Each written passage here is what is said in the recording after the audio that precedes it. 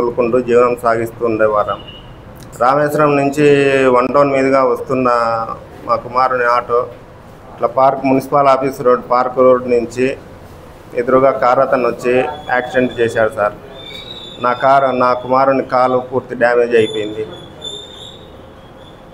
చూడండి sir.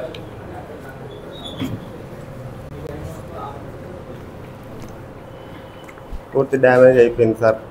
అప్పటికేమో car అతనేమో నేను ఎంత ఏమైనా నేను చూసుకుంటాను, ఏమైనా నేను చేయిస్తాను అని ఆ రోజు హామీ ఇచ్చినాడు సార్. కారు కూడా పోలీసు వారికి హ్యాండ్ ఓవర్ చేసినాము.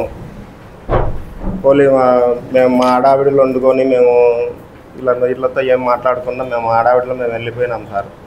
వచ్చిన తర్వాత మేము పోలీసు వారిని సహకరిస్తే మాకు ఇంకా 2 రోజులు టైం కావాలని అన్నారు. సరే అని మేము మళ్ళీ 2 రోజుల తర్వాత మళ్ళీ పోతే కనుక అక్కడ కారు లేదు, ఏం లేదు సార్. మాకు తగిన న్యాయం కూడా ఎవరు చేయలేదు సార్. నా కుమారుడు ఆటో తోలాలా, మా జీవనం సాగాల సార్.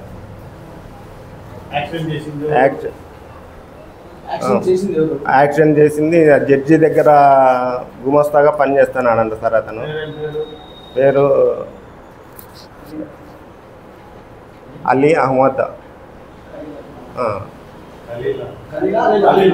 ఖలీల్ అహ్మద్ సార్. అతను జడ్జి దగ్గర పనిచేస్తానని చెప్పి ఆ మనిషి ఏమైనా చేసుకోకండి, ఏమైనా చెందుకోకండి అని ఆ మనిషి మాకేం రెస్పాన్సిబిలిటీ ఏమి ఇవ్వలేదు సార్. ఇప్పుడు మాకు రానికి పోనీకి మా దగ్గర ఖర్చులు కొట్టే డబ్బులు లేవు సార్.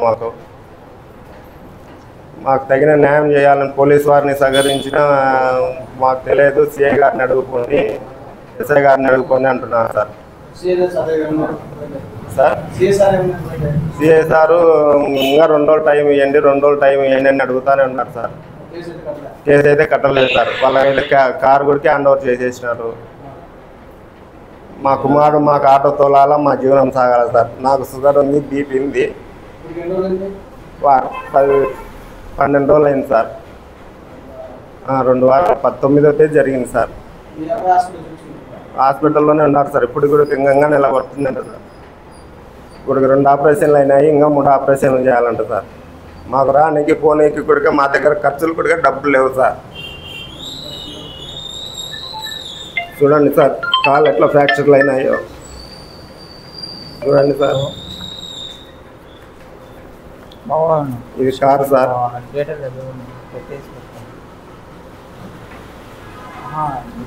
మాకు పోలీస్ అధికారులు కూడా మాకు న్యాయం చేయకుండా ఉన్నారు సార్. సార్ డిఎస్పీ మేడం గారికి పోలేదు సార్. సిఐ గారు మేము డీల్ చేస్తున్నాం కదా, మేము చేస్తాము చెందుతామని ఆయన అంటున్నారు సార్. కానీ ఆయన ఏమో 2 రోజులు ఉన్నాను ఆయన ఇదే జరుపుతున్నాడు సార్. కానీ మాకు పోనీకి రానికి మా ఖర్చులు కూడా మాకు డబ్బులు లేవు సార్. మేము ఆటో తోలుకొని 2 రోజులు రావాలా, ఆటో తోలుకొని ఛార్జీలకు పెంచుకొని పోతున్నాం సార్. మేము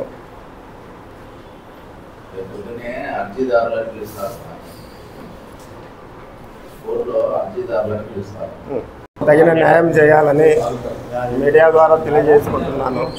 నాకు 2 కుమారులు, 2 కుమార్తెలు, 1 కుమారుడు ఉన్నారు సార్. నా కుమారుడు చేయాలా, మా జీవనం సాగాల. ఇప్పుడు మా కుమారుడు హాస్పిటల్లో ఉంటే మా జీవనం సాగేదే కష్టంగా ఉంది. తిరుపతి బర్డ్ హాస్పిటల్లో ఉన్నాడు సార్. 2 కుమార్తెలు ఉన్నారు సార్. మాకు మీడియా ద్వారా మీరే న్యాయం చేయాలని కోరుకుంటున్నాం సార్.